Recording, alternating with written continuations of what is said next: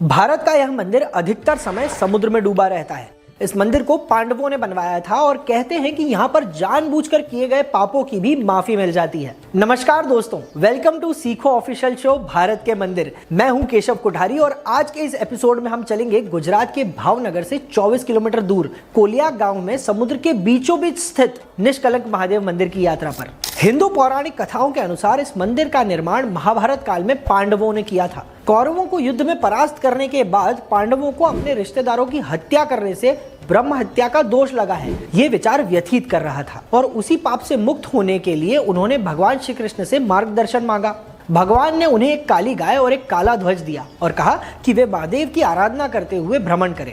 जब ये गाय और ये ध्वजा काले से सफेद हो जाएगी तब वे पाप मुक्त हो जाएंगे।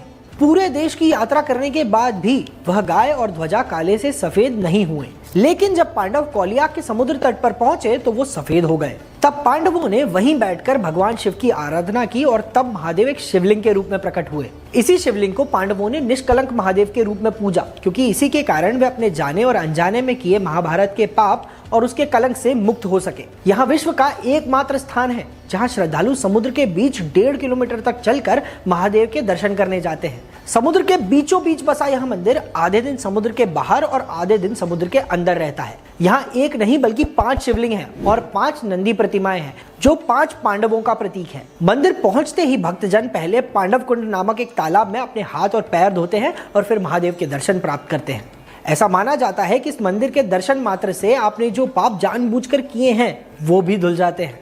आश्चर्य की बात यह है कि समुद्र की तेज लहरों के बावजूद भी इस मंदिर को कुछ नुकसान नहीं होता। यहाँ तक कि 2001 में गुजरात में आए भीषण भूकंप के झटके भी इस मंदिर का बाल तक बांका नहीं कर सके, क्योंकि भक्तों का ऐसा मानना है कि जब यह मंदिर पानी में डूबा रहता है तब स्वयं समुद्र देवता यहाँ शिवलिंग का जलाभिषेक करते हैं। प्रत्येक वर्ष यहाँ श्रावण अमावस्या को भादरवी मेला होता है, जिसमें यहाँ के महाराजाओं द्वारा ध्वजा फहराई जाती है। यह ध्वजा 364 दिन तक मंदिर पर लहराती है और अगले उत्सव के दौरान बदली जाती है।